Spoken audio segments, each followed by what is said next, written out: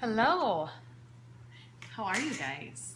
I love getting your messages and comments and feedback again. So, if you are new here, my name is Krista Bigler. I'm a registered dietitian and I help people find the right toolkit to lay a very solid foundation in health and happiness. So, that's what we chat about here.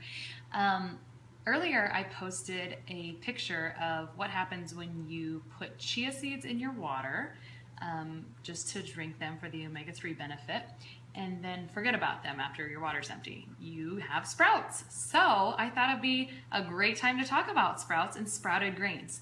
Sprouted grains are kind of a new niche on the market, so you may not have heard about them yet, but there is one company that has dominated the sprouted grain market for a long time. So maybe you've heard of it.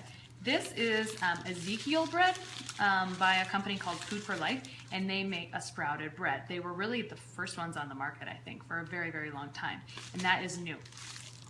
So what is the deal? So sprouted grains are, well, first let's go backwards and talk about regular grains. So when you harvest wheat from the field, and if you just took that wheat and ground it up, that would be your whole grains, right? You would have the bran that covers the inside, and the bran has the fiber and a lot of the nutrients. So that's whole grain. You grind that up, it's whole grain. You take the bran off, you lose some of the fiber and nutrition, you grind that up and make white bread.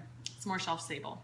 So the thing about whole grains that most people don't talk about a lot is that there is a compound in there called phytic acid, and that actually can be kind of anti-digestive, okay? So that is maybe one caveat to whole grains, although generally the pros outweigh that con. So the thing about sprouted grains is that those are supposed to be more digestible. They have like more vitamin C and different nutrients and antioxidants, and people are able to absorb and digest those a little bit better. So there's a few ways to sprout grains, or different ways that manufacturers do that. But basically, I thought we would sprout some grains here, and these are actually seeds. So maybe you've seen in the store that you can buy like sprouts for your salads and things. So I have like a tablespoon of alfalfa seeds. I've actually never done this successfully at home. My husband tried to do this with our children one time, but didn't come back to maintain it, so it didn't really work. You can take like a tablespoon of seeds and then add a cup of water. You'll let that soak overnight, and then in the morning I'm going to drain this water off, and then I'm going to rinse it a couple times a day, and within a couple days it should be sprouting, and I should be able to add it to my salad. So the thing about sprouted grains, so if you were going to sprout wheat or you use sprouted flour, that would be something that people who have maybe some type of food sensitivity, or especially like a wheat sensitivity, sometimes they're able to use sprouted grains over just regular wheat products. So that is an option for people with those sensitivities, which is nice. So I have been playing a little bit with sprouted grains. They're not super accessible just for the flour, but I did find a couple different types. I did get this kind off of Amazon, so I haven't used this type yet. And then there is the Sprouted Flour Company that I've tried a couple sprouted grains from. So when they're able to mill this flour and send it out to me, they've already done all the hard work. They've already sprouted this, and then they dry it and then mill it for shelf stability and then send it to me. So those are some ways, but it doesn't just stop at like flour, it also goes to rice. And after this video, I'm going to post a link below that the Whole Grain Council has a really nice list of new research about sprouted grains that keeps coming out. So they like reference an article about sprouted brown rice decreasing depression and fatigue in nursing moms and cardiovascular risk and diabetes. And I think that's just because of the increased nutrient absorption that happens, and then the increase in antioxidants, which is going to fight free radicals, which are the basis of diseases and things, which we can chat about a different day. So sprouted grains, pretty easy to find now in stores. This type of bread will, it doesn't have as long of a shelf life. You know, it's more live, you could say. So you really see that it will, that's why they store it in the freezer at the grocery store. So more digestible, big for grain sensitivities. So if you know someone who has gas and bloating after they eat grains, that could be they're having some digestive issues with grains, and that is kind of an issue with certain grains, and so this really increases the digestibility of those. So that's kind of a nice option. And so that's just the grains like the wheat and the rice and things, but you can also use seeds. Like I had my chia seed sprouting, and I'm going to try these alfalfa seeds and try to sprout those. It's a great time to do this because the sun is shining. I might as well be taking advantage of kind of these warm days. So I'm going to soak this overnight, I'm going to pour it out, and then I'll kind of let you guys know my success of my home sprouting. But you're supposed to rinse them a couple times a day, so yeah, they are a little bit of maintenance, which is why I've let this kit sit in my cupboard for a long time, so we'll see if it works.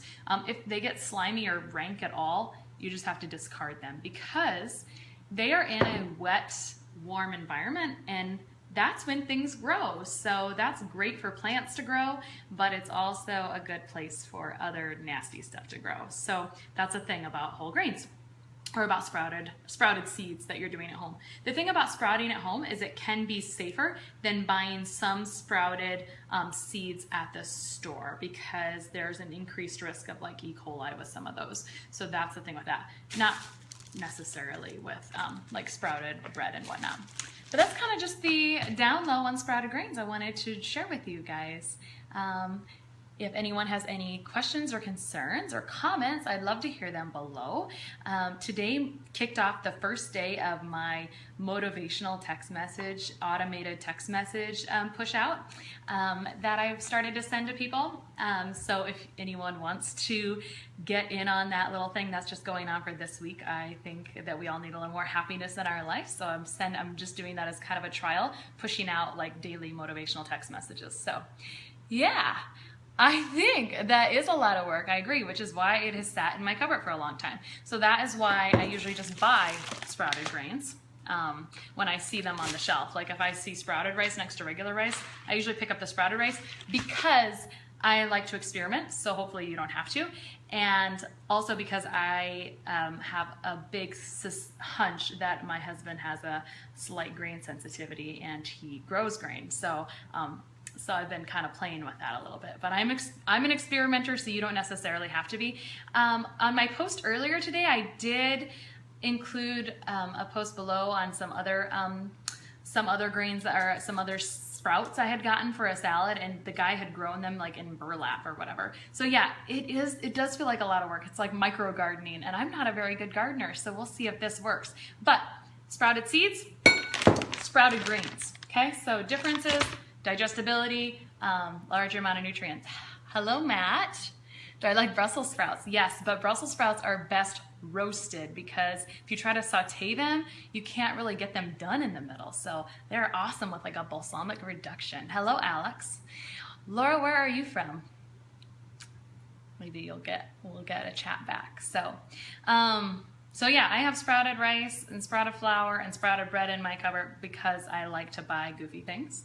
But that's kind of the thing. It's like this new trend, new niche. So that's sprouted grains. I hope that was somewhat interesting, somewhat helpful. I'll give you guys the report back, but I just thought I'd follow up on what happens if you forget your chia in a bottle. I would have never thought about even sprouting chia, so it was kind of funny when I saw that. And I'd been buying sprouts for my salad, so I really did consider adding my my sprouts to that salad. They weren't gross or nasty or anything. So we'll follow up and see how that goes. Anyway, you guys have an amazing day, and I will talk to you again soon. Maryland, how fun. Okay, great. Thanks for joining Laura and Matt and Alex. I will see you again sometime. Bye-bye.